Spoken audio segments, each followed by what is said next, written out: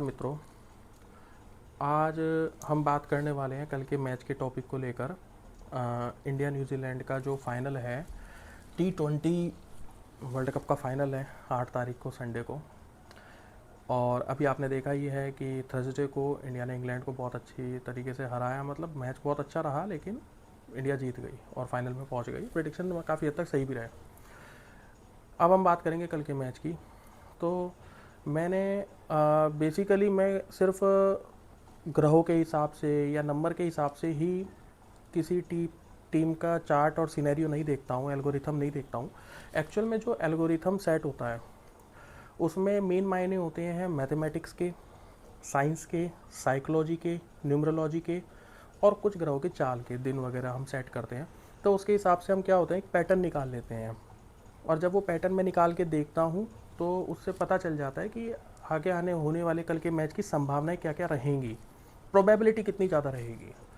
तो अगर मैथ के टॉपिक कुछ बने हैं, permutation and combination, probability, psychology, तो इनका कहीं ना कहीं मायने रखता है। क्योंकि आप खुद भी जानते हैं ये बात कि किसी भी काम की मेहनत को अगर आप 60% मेहनत कर रहे हैं तो 40% भाग्य का साथ रहता है। और वो भाग्य यहाँ से इस पैटर्न से निकल के आता है। इसे एल्गोरिथम कहते हैं, एल्गोरिथम सेट होना। तो ये मेन चीज़ें होती हैं। पैटर्न समझना भले ही हर कोई नहीं समझ सकता, लेकिन अगर वो थोड़ा सा मैथमेटिक्स में अच्छा है या किसी चीज़ में अच्छा है, जो पुरानी चीज़ों को लेके सब्स्टिट्यूट निकाले और उन्हें पार्ट पार्ट में जोड़े, तो वो एक एल्गोरिथम और पैटर्न को पकड़ लेता है। तो कल मैंने जैसा देखा, इंडिया और न्यूजीलैंड दोनों के लिए देखा कल के दिन के हिसाब से। तो इसमें मैं आपको क्लियरली बताऊं, थोड़ा सा मुझे पता है आपको मेरी बात थोड़ी सी बुरी ज़रूर लगेगी, लेकिन इसमें कोई, मैं भी एक क्रिकेट प्रेमी हूँ, तो मैं भी चाहता हूँ कि इंडिया जीते। लेकिन कल जो जीतने के चांसेस हैं इंडिया के 25% हैं, और 75% से भी ज़्यादा इवनली मुझे लगता है वो न्यूजीलैंड के बैठ रहे हैं। तो ये थोड़ा सा मतलब दुख की बात है, मुझे भी लग रहा है ऐसा। और लोग कहते हैं ना कि जैसे अहमदाबाद का स्टेडियम पनौती है, ऐसा कुछ नहीं है। अहमदाबाद में इंडिया ने काफ़ी मैच जीते भी हैं।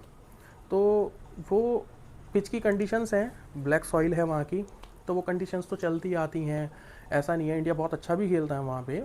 और एक मैच ख़राब होने से साउथ अफ्रीका के खिलाफ ऐसा नहीं है कि इंडिया ने अच्छा परफॉर्म नहीं किया, उसके बाद बहुत अच्छा भी परफॉर्म किया है। तो ये चीज़ें, एक प्रेशर है, वर्ल्ड कप का प्रेशर भी है, बहुत सारी चीज़ें।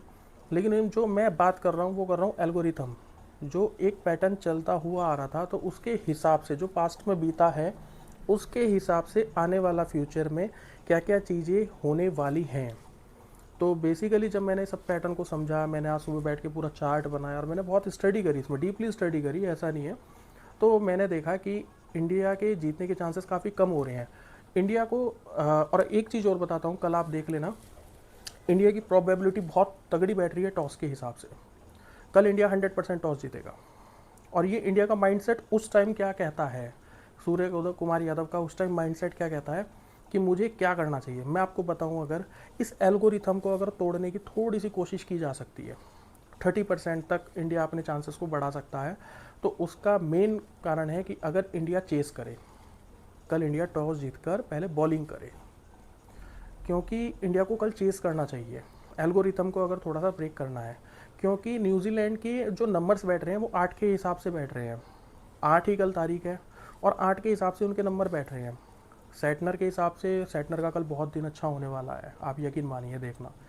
तो सैटनर के हिसाब से, क्योंकि वो जो कल डिसीजंस लेगा, वह डिसीजंस आप कहते हैं ना कि वो टीम के पक्ष में खुद ही बनते चले जाएंगे। अगर वो कल गलत भी सोचेगा ना, तो वो डिसीजन खुद अच्छे बनते चले जाएंगे। ये चीज़ें होंगी। तो इसलिए इंडिया का माइंड ना पलटे। अगर कल इंडिया टॉस जीता है, जीतेगा ही 100%, तो पहले फील्डिंग चूज़ करे और न्यूजीलैंड को बैटिंग करने दे। अगर गलती से भी इंडिया ने कल फर्स्ट बैटिंग कर ली, आप यकीन मानिए, आपको 6 से 7 ओवर में समझ आ जाएगा कि इंडिया के हाथ से ये मैच निकल गया है, एक तरफा मैच हो जाएगा।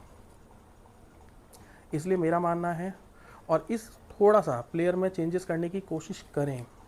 कुलदीप यादव के इस टाइम सारे नंबर्स जो हैं उसके, वो इतने परफेक्ट बैलेंस बैठे हुए हैं कि आप उसे टीम में सिर्फ इसलिए नहीं कि वो परफॉर्म करे, उसे वैसे भी जगह दे देंगे तो वो शायद टीम के काम आ जाएंगे, बाकी के 10 प्लेयर के काम आ सकते हैं उसके नंबर्स।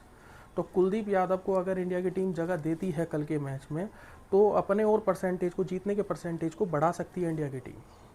लेकिन कल मुझे ऐसा लगता है हम सब क्रिकेट प्रेमियों के लिए थोड़ा दुख भरा दिन रहेगा मेरी तरफ से, क्योंकि देखिए मैं क्लियर बोलने वाला इंसान हूँ, या तो हाँ या ना। तो मेरी तरफ से कल न्यूजीलैंड के जीतने के चांसेस ज़्यादा लग रहे हैं, 100% है। अब आप मुझे भला बुरा कहें कुछ कहें, मुझे कोई फ़र्क नहीं पड़ता इस चीज़ से। लेकिन आपको मैं क्लियरली बता रहा हूँ, क्योंकि मैं एल्गोरिथम के हिसाब से बता रहा हूँ, परमुटेशन कॉम्बिनेशन के हिसाब से बता रहा हूँ, मैथमेटिक्स के हिसाब से, साइंस के हिसाब से, साइकोलॉजी के हिसाब से, न्यूमरोलॉजी के हिसाब से, हर चीज़ हर चार्ट बैठाया मैंने, किसी में भी इंडिया का पक्ष नहीं आ रहा है। तो उसका बेसिकली कारण क्या है कि एल्गोरिथम एक सेट हो चुका है जो पहले से बन चुका था, जो जब वर्ल्ड कप शुरू हुआ था वो तब से लेके लास्ट तक चलता आता है। पहला पॉइंट और लास्ट पॉइंट बीच में आपने किया कोई नहीं जानता, और आपको पता है दुनिया परिस्थिति नहीं परिणाम देखती है, तो जो जीता वही सिकंदर। लेकिन फिर भी मेरी तरफ से इंडिया को बहुत बहुत शुभकामनाएं कल के मैच के लिए। मैं तो चाहता हूँ दिल से कि वो जीतें, मेरी ये चीज़ें गलत हों, लेकिन फिर भी मैं एक चीज़ लास्ट में कहना चाहूँगा, इंडिया कल अगर चेस करेगा तो उसके जीतने के चांसेस एक बार को अटकेगा मैच भले ही, लेकिन जीतने के शायद भाग्य उस टाइम लास्ट के मोमेंट पे साथ दे दे। समझ रहे हैं आप, 9 बजे के बाद भाग्य साथ दे दे। लेकिन अगर इंडिया ने कल फर्स्ट बैटिंग करी तो उसके जीतने के चांसेस बिल्कुल भी नहीं हैं। 100% क्लियर आउट हो जाएगा इंडिया इस वर्ल्ड कप से और हार जाएगा।